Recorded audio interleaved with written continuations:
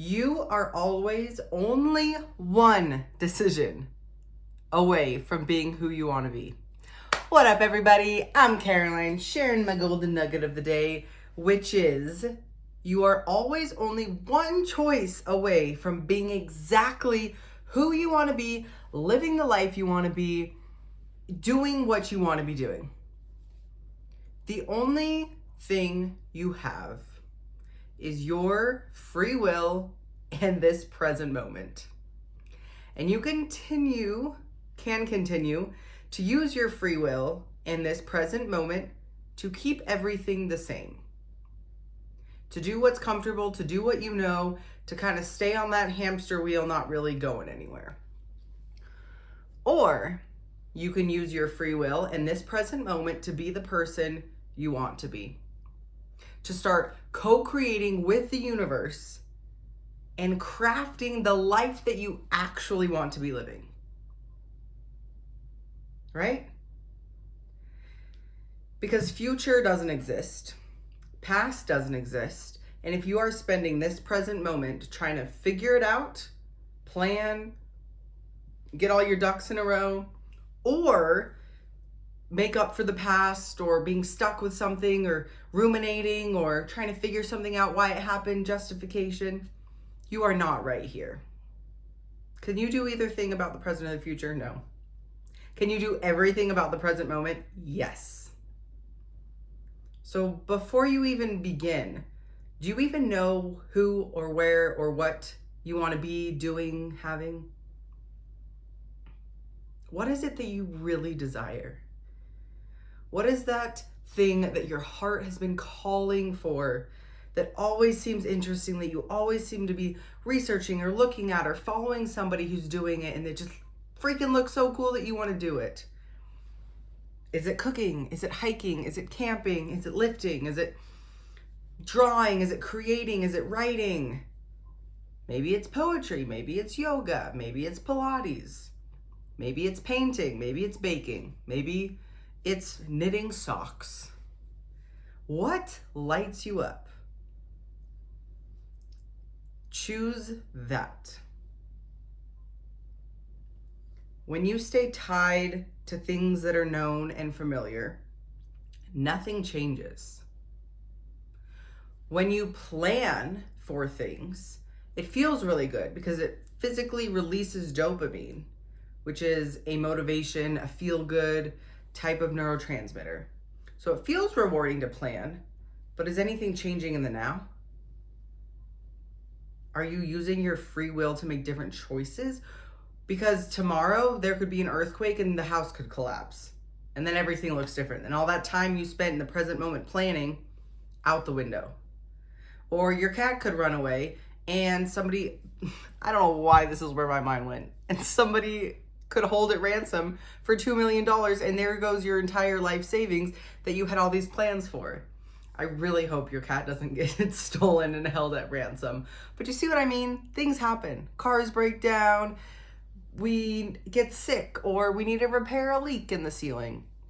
Again, I'm not hoping any of these things happen to you. It's just an example of how life is unpredictable. The future is completely unknown, regardless of how much planning, preparing, figuring out you do. And guess what? The past is already done with.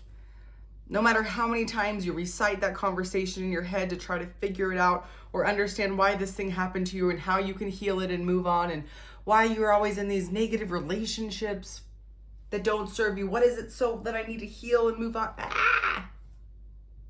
All you have right here and right now. And I was thinking about this morning because I'm on a little health journey and my energy kind of comes and goes. And this morning I woke up and I could tell that it was already kind of, I didn't feel refreshed when I woke up. Let's just say that. So I spent some extra time journaling. I still did my morning practices that help me stay aligned, that feel good to me. And then I was laying in bed reading, which felt good. And then I could kind of see the day go in two different ways. Because when I get up and get moving, it's really easy for me to stay moving and stay productive. And I mean, productive, but like do the things that I want to do. But when I kind of sit and stew in my low energy, it's really easy to get stuck there.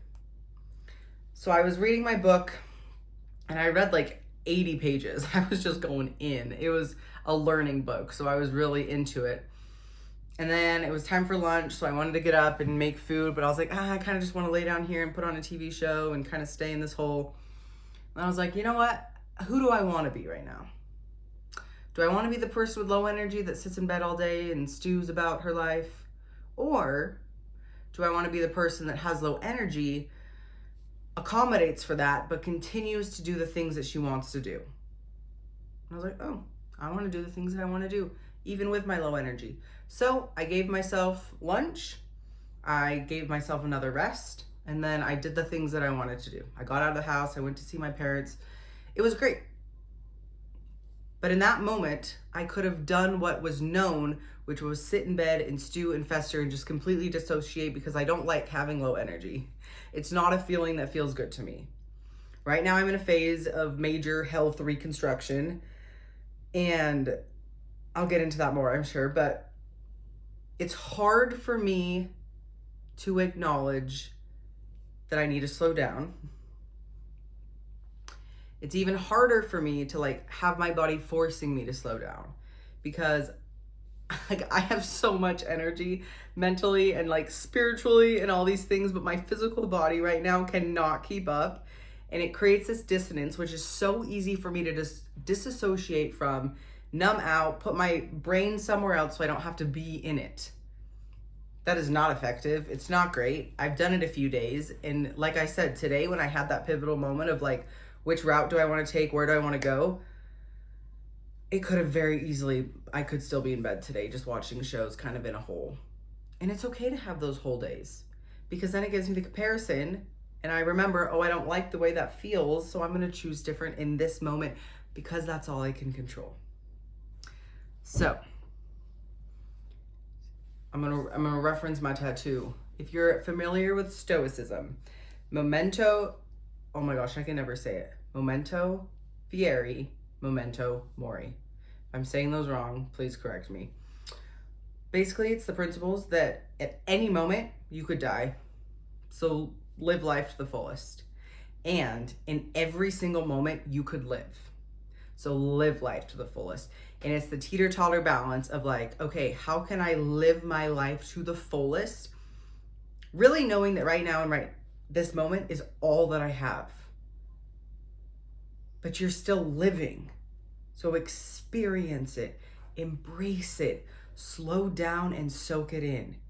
And use the most powerful tool you have, which is your free will, to question yourself, to hold yourself accountable to the highest version that you've got. And in every single moment, you get to be that person if you so choose. You don't have to choose it every single time perfectly for it to happen. Just choose it now when you're doing it. Watching this video, choosing to challenge yourself with somebody else's thinking, or whatever you take from this, you're doing it, right? So congrats. You're already freaking doing it. So just keep it up. Y'all are rock stars. Have a great rest of your day, and we'll see you soon.